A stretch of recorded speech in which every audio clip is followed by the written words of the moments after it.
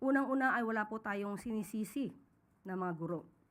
Ito ay pagpapaalala sa ating mga kagalang-galang na mga guro kung ano po ang kanilang malaking role bilang tagahubog ng magandang kaugalian, lalong-lalo na sa mga kabataan.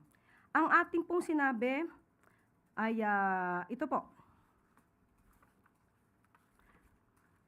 Dapat na ang mga kabataan natin ay naggagabayan.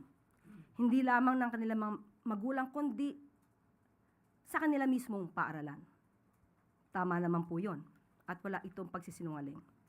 At ito rin po ang ating nabanggit. Minsan na pong nakita, mismo ang ibang guro ay lumalabag sa itong klase ng moralidad.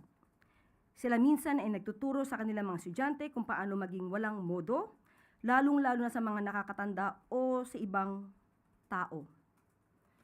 So, kung sila man ay mayroong naramdaman na galit dahil sa ating tinuran, muli, gusto lang natin ipakita dahil baka hindi alam ng ating mga guro yung ibang nangyayari sa mga ginagawa ng ibang guro. So, nais ko pong ipaliwanag kung saan po ito nagmula para hindi po sila maiba ang kanilang pananaw sa ating sinabi. Dahil gusto ko rin po namang mapatunayan na itong ating sinabi ay naaayon din po sa mga naimbestigahan.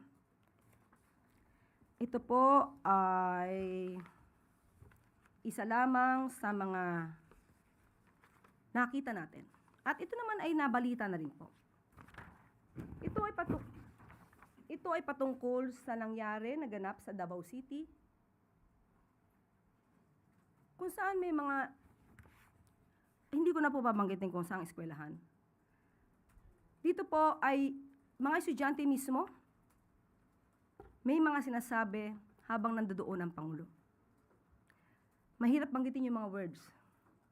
Hindi katanggap-tanggap para mga kabataan ang magsalita ng ganito.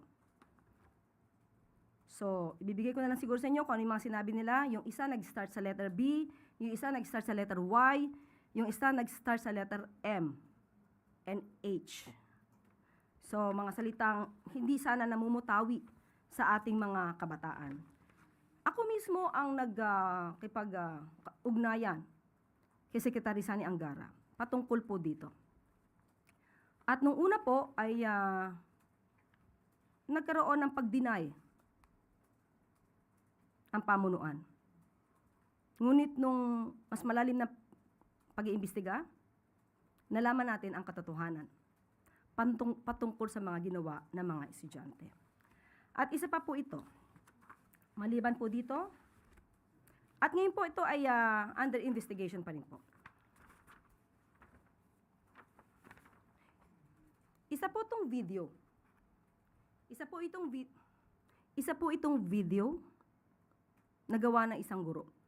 Di na po namin babanggitin kung sino po ito at kung anong paaralan.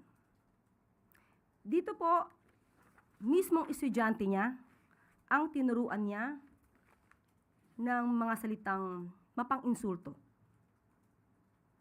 At ako rin po ang nakipag-ugnayan mismo kay Secretary Sani Angara upang ito ay ma-call out, malaman kung ang video na ito ay verified, kung totoo. At umamin po ang guro na totoo niyang ginawa.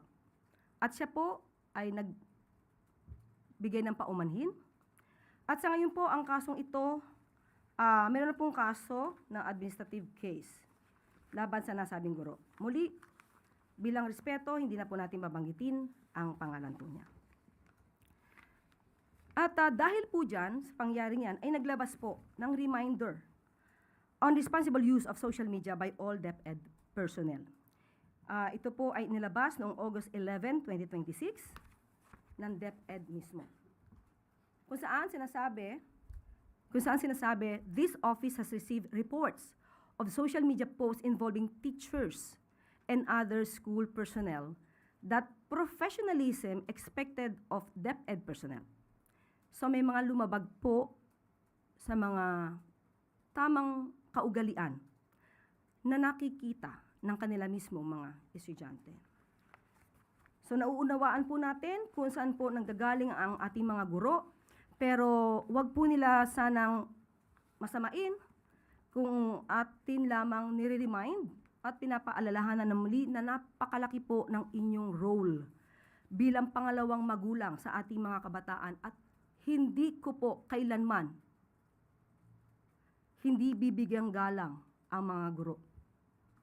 Dahil ang aking ina, hindi pa po ako pinapanganak, ay isang public school teacher sa Malolos, Marcelo H. Del Pilar High School.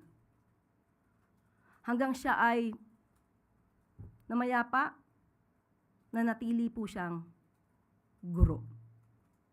So muli, nais lamang po nating ipakita sa mga guro na hindi po kayo lahat, hindi po kayo sinisisi. Ito ay pagpapaalala. At sa mga ganito po, kung meron po kayo nakikitang mga inyong mga kasamahan na maaaring lumalabag sa alintuntunin para sa mas magandang pagtuturo sa ating mga kabataan, ay kayo na po rin ang tumulong sa ating pamahalaan. At ito